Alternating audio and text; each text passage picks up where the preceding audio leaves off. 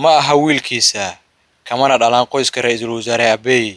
Noloshiisa ayaa ka soo bilaabatay god qashin. Wuxuuse hadda ku raaxaysanayaa madaxtooyada Itoobiya ee Jubilee Palace. Isagoo sabi ah oo dhowr cisho dhalan ayay hooyadii ku xoortay god qashinka lagu qubo oo u dhow laamiga Jarjal Afel oo ku yaal caasimadda Itoobiya ee Addis Ababa. Abriil 2018 oo ahayd markii loo doortay ra'iisul wasaaraha Itoobiya Abiy Ahmed ayay haweeney naxariis badan oo booliis maqashay codkiisa isagoo ka dhex ooyaya kartoon, waxayna qisada wiilkan la wadaagtay warbaahinta gudaha.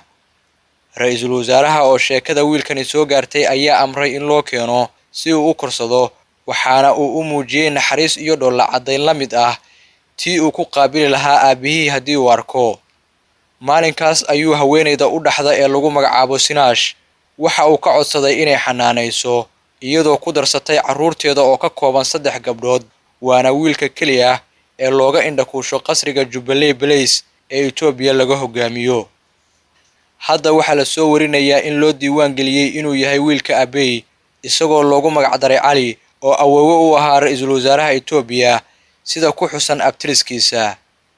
Sheekadiisa ayaa baraha bulshada ku faaftay kadib goortii lagu baraarugay Abiy Ahmed oo gacanta ka haysta wiilkii 4 sannadood ka hor laga dhex helay goob qashinka lagu kaydiyo. Nasiibka iyo nasiib darrada oo goob ku wada kulmay ayaa lagu tilmaamay qisada labada heer leh ee uu la nool yahay Cali, waxaase taageerayaal badan ku kasbaday ra'iisul wasaaraha Itoobiya Abiy Ahmed oo la sheegay inuu qaaday tallaabo aan horey looga baran hogaamiyayaasha Afrika.